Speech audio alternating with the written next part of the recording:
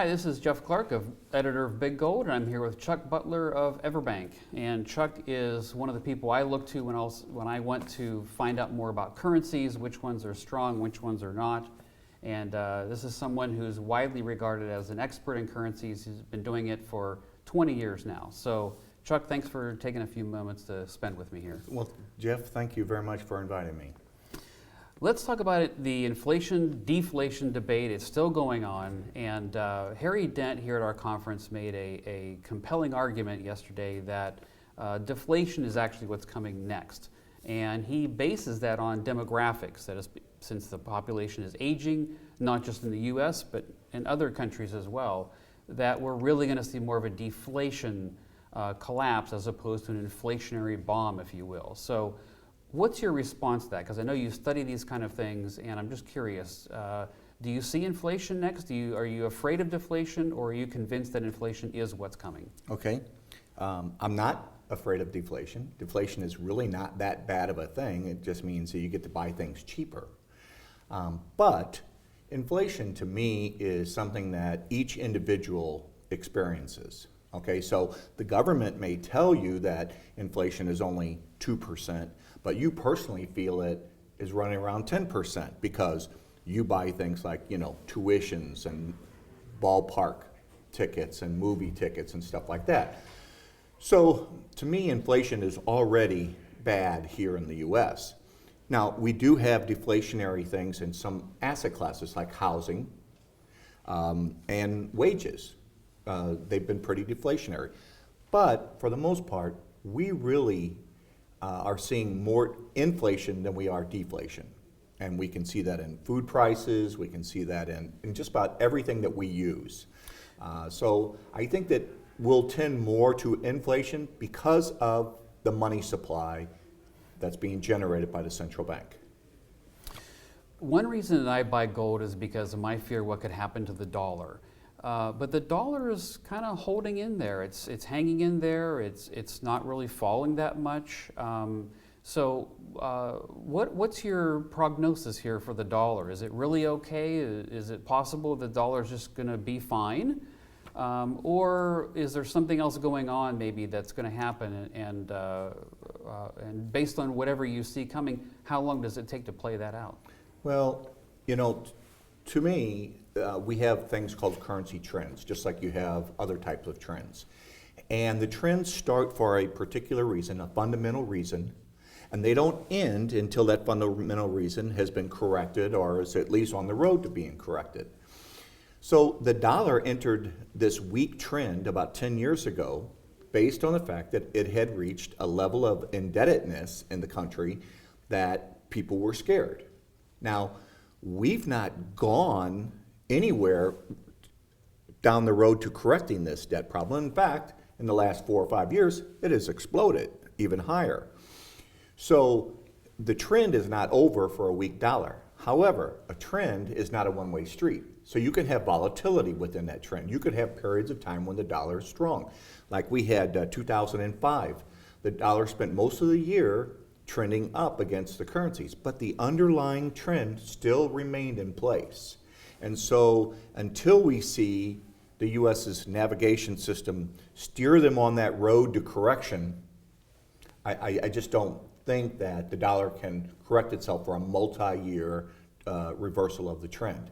So I think that for now, the dollar has been kind of hovering around, these levels around 80, I think, on the dollar index. Most of the time it goes down to 79 or 78, but then it comes back to 80. But I think that has more to do with all the questions in the marketplace these days. People aren't really sure exactly which way we're going to go.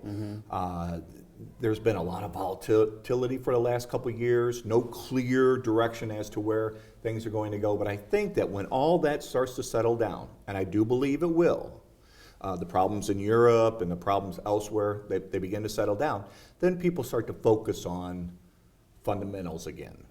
And we haven't really focused on fundamentals for the last couple of years. So once fundamentals are focused on, then we'll see what's going on. But the one question that's asked to me all the time is, if everything is so bad in Europe, why is the euro still stronger than the dollar? You're right. Well, basically, the way to look at it is that the euro did fall from like a 160 level, 1.60 to the dollar, down to 130. So that's a very large move.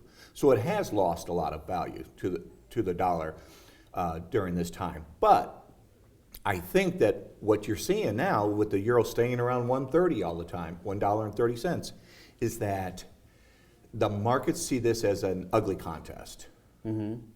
And they view the dollar's problems being uglier than Europe's problems.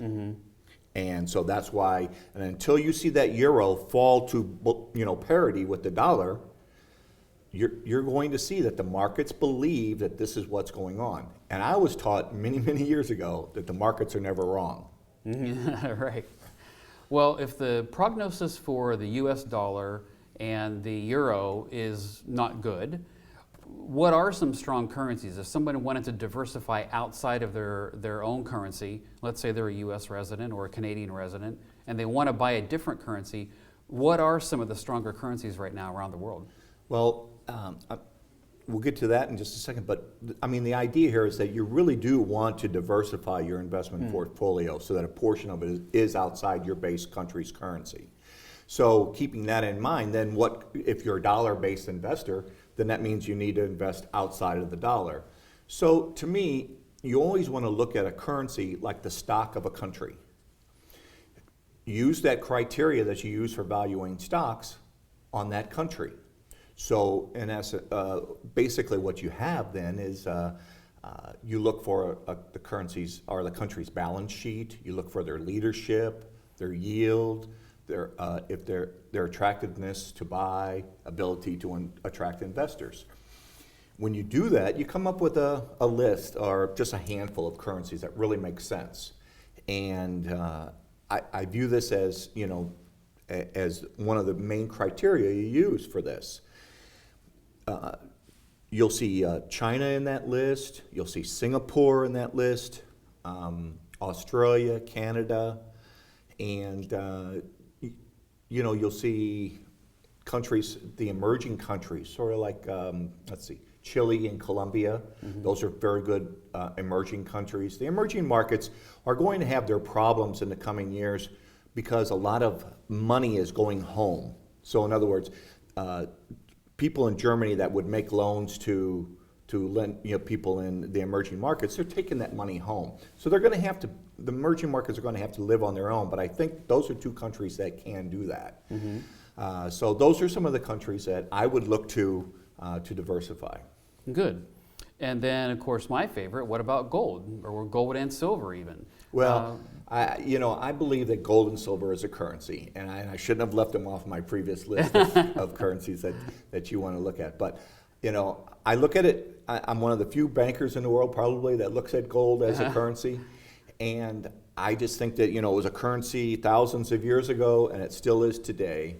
And the gold and silver, silver has its own things because it has not only the investment side, but it has the industrial uses of it. But gold is the main feature when you're talking about precious metals. People really just look to gold. And gold to me is the anti-dollar. So as the dollar continues its weakness and the central bank keeps printing money and more money, I think gold will get back to being on what I call the rally tracks and start heading up again. Good. With the kind of world you see ahead, how much do you think an investor should have in gold and silver? Well, we're probably some of the most conservative people in the world that when you talk about asset allocation, but we believe that investors should look to have about 10 to 15% in metals in their portfolio and no more than 20% in currencies. And so if you take your liquid net worth of $100,000, that would be no more than $20,000 in currencies and no more than $15,000 in metals. Okay, gotcha. And just to wrap it up, Chuck, if you only had time to give someone one piece of investment advice, what would be the most important thing that you think investors should do right now? Well, I think that they should make sure that they are diversified. Their investment portfolio is diversified and not just in their home-based currency. If I was in Australia or if I was in Switzerland, I would tell those people the same thing, okay? Because it just doesn't make sense to have all of your portfolio in one currency. You don't buy just one stock, you buy multiple stocks, okay? So you shouldn't just own one currency. And to me, what that does for a dollar-based investor here in the US is it gives you an insurance policy in your portfolio against further dollar depreciation that's caused by stupid tricks that the central bank plays. And we all know that they did 2 rounds of quantitative easing, then they did what they called Operation Twist.